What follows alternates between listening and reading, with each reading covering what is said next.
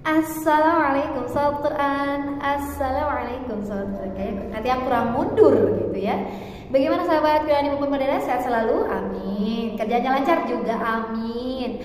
Kemudian cicilannya lunas? Amin. Tahun sekarang pokoknya semuanya lunas, semuanya lancar, kerjaan berkah-berkah, amin. Dan selamat bertemu di bulan Ramadan, semoga sehat selalu dan selalu dalam limpahan keberkahan dan amalan-amalan terbaik, amin ya rabbal alamin.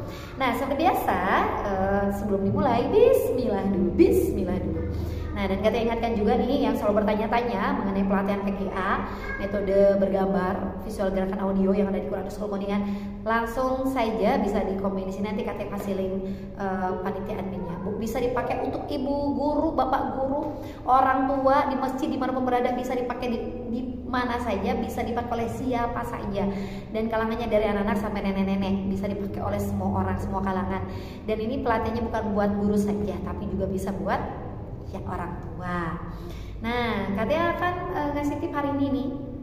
Ini juga ditanyakan juga para peserta seminar Katya kemarin gitu ya. Dan hampir masalahnya hampir banyak samaan gitu ya, banyak yang sama gitu ya.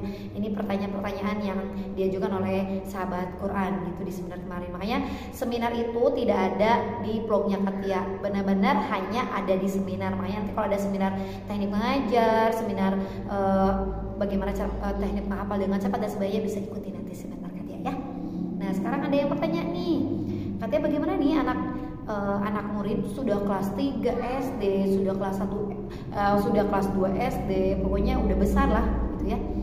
Tapi masih di jilid pertama, masih ikro pertama, bayangin Katya, kelas 3 SD, 4, kelas 2, yang lain udah jilid berapa, udah ikro berapa, ini masih jilid 1, artinya masih di abad atas aja. Dan biasanya itu menjadi permasalahan, mungkin dikatakan anaknya bodoh lah, atau dikatakan gurunya kurang apa gitu, udah sampai ngebudah, udah sampai berasap gitu ya, udah sampai gemeter saking capeknya. Apa yang salah gitu ya? Jangan sampai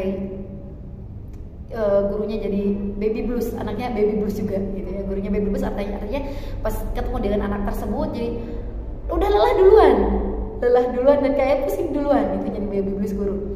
Dan anaknya pun ketika akan mengaji jadi agak tantrum gitu ya, agak mogok karena kok dia halaman itu saja, sudah bertahun-tahun halaman itu saja. Nah, jika menemukan permasalahan seperti itu, Katya sarankan bahwa ada konsep yang tertinggal, dan itu konsep ketika anak-anak penanaman konsepnya belum paham, artinya belum matang gitu ya.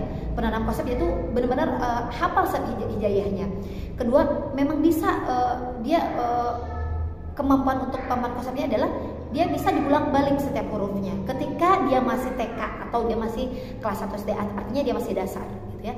Kalau dia sudah kelas 3, kelas 4, artinya ada konsep-konsep yang terlupakan. Yang pertama, konsep untuk mengenal lebih cepat. Artinya konsep lebih cepat ini ketika anak ditanyakan ini dia lama, otomatis konsepnya belum matang gitu ya, belum pas gitu. Jadi jangan langsung dipindahkan gitu. Itu konsep yang tertinggal yang pertama. Yang kedua, konsep yang memang anaknya belum bisa dibolak-balik, artinya belum ada kreativitas, belum ada improvisasi. Artinya ketika dibolak-balik belum mampu, artinya belum bisa konsep itu. Jadi jangan tahan dulu gitu ya. Jangan pengen cepet-cepet naik seperti yang lain. Nah, kemudian yang ketiga, ada konsep yang tertinggal adalah ketika dia bisa di halaman bisa huruf-huruf yang lain tetapi belum mahir gitu ya, belum mahir langsung dialihkan. Itu yang menjadi kendala setiap orang, setiap guru. Nah, dari ketiga konsep, penanaman konsep yang tertinggal, kemudian anaknya ditumpuk berhari-hari karena adanya suatu ketidakpuasan anak gitu ya, dan ketidakpercayaan dirinya anak gitu, dan percaya diri pada diri sendiri. Yang bertumpuk itu akan menjadi sebuah bumerang. Artinya anaknya kok otak itu akan menyerap sesuatu yang bahagia. Ada minimal 10 kerja otak. Salah satunya adalah sesuatu yang menyenangkan atau bahagia. Nah, ketika terus ditumpuk kegagalan anak tersebut oleh anaknya sendiri, ketidakpercayaan, kemudian ketidakpuasan diri anak, makanya kerja otak pun akan memilih ketika perasaan ini udah diajarkan ke anak waktu kelas 1 SD, waktu TK, kok jadi sekarang lupa. Nah itu karena kerja otak dia sendiri ada adaptasi untuk bisa menyenangkan dia sendiri, untuk membuat dia adaptasi untuk bahagia dia sendiri, jadi lupa, jadi cepat lupa. Jadi besok sekarang hafal nih, besoknya lupa lagi padahal udah ditanamin konsep. Artinya ada sesuatu yang ditumpuk ketika dia kelas 1 SD TK, ditumpuk terus permasalahannya dan tidak langsung diterapi dan langsung tidak diselesaikan dengan baik gitu ya. Makanya anak-anak itu setiap anak itu untuk menangkap materi, untuk menangkap sebuah ilmu itu ada berbeda-beda penangkapannya. Ada yang cepat, ada yang lambat. Jika kita bu guru mengetahui kemampuan anak untuk menghafal, maka kita tidak ada rasa mengejar sendiri kita gurunya apakah saya nggak bisa dan sebagainya. Kalau kita paham kondisinya psikolog anak, kekuatan untuk menghafal, menerima ilmu, itu kita akan menerima, maka kita akan nggak langsung ngejar anak, kita pun nggak ngejar diri sendiri. Bagaimana nih Kak Tia permasalahannya gitu? Bagaimana Pak cara penyelesaiannya, maksudnya cara penyelesaiannya? Artinya pertama, bantu anak dengan klasikal terlebih dahulu. Bantu dulu. Apa itu Kak Tia klasikal? Contoh, karena anak masih kelas 3 atau kelas umur 9 tahun masih di abad tasak wae, bantu dengan klasikal. Artinya buku yang besar yang Kak Tia pernah contohkan di blog sebelumnya, ada tuh yang segede buku tulis huruf hijaiyah A, B, A, B, ta, sampai ya tulis gitu ya. Seminggu cukup 5 kali saja. Jadi kayak usia anak 4 tahun 3 tahun cukup 5 huruf saja. Terus aja dibantu penanaman konsepnya, dibantu dengan klasikal. Jangan dulu ke jilid, jangan dulu ke iqra'nya, jangan dulu. Dibantu dulu klasikalnya agar dia mahir dulu dan benar-benar jadi mahir, bukan hanya hafal tapi mahir. Jadi nanti ketika di jilid 1 atau di Umi 1 atau di Iqra 1 cepat batak kok hesab karena dia udah mahir. Jadi dibantu dengan klasikal seminggu hanya 5 huruf. Itu sama dengan murid sebelumnya usia 3 sampai 4 tahun atau 3 sampai 4 tahun. Terus ketika ini sudah penanaman konsep, diklasikan ini a ini ba sebenarnya. Kemudian dengan kreativitas agar mahir. Diacak-acak dengan dengan itu seminggu. Kemudian setelah selesai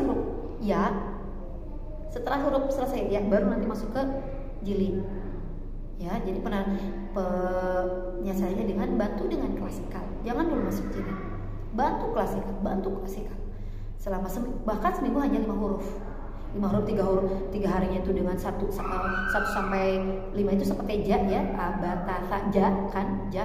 Kemudian 4 hari sebelum dia akan naik ke 5 huruf berikutnya dengan diacak, cekcok, acak untuk kreativitas, untuk kemahiran. Nah nanti 5 huruf berikutnya dan tetap 5 huruf itu di hari Seninnya tuh 5 huruf itu diingatkan dulu ini A, ini ba, ini saja. Oke, 5 huruf. Selesai 5 huruf ini, ketika 5 huruf selanjutnya yang ke huruf ke 11 sampai ke 15, yang huruf ke 6 sampai ke 10 pun diingatkan ini. Oke, yang seminggu itu hanya seminggu. Hanya klasikal dulu, bantu dengan klasikal. Kemudian dengan warnanya, dengan huruf yang berwarna gitu ya. Nanti mamanya di hari minggu pertama 1 sampai 5 itu A sampai J itu warna hitam semua, merah semua, itu harus berwarna. Jadi jangan sampai ke jilid, jangan sampai komedi dulu, harus dibantu dengan klasikal. Dibantu dengan penanam konsep itu ya.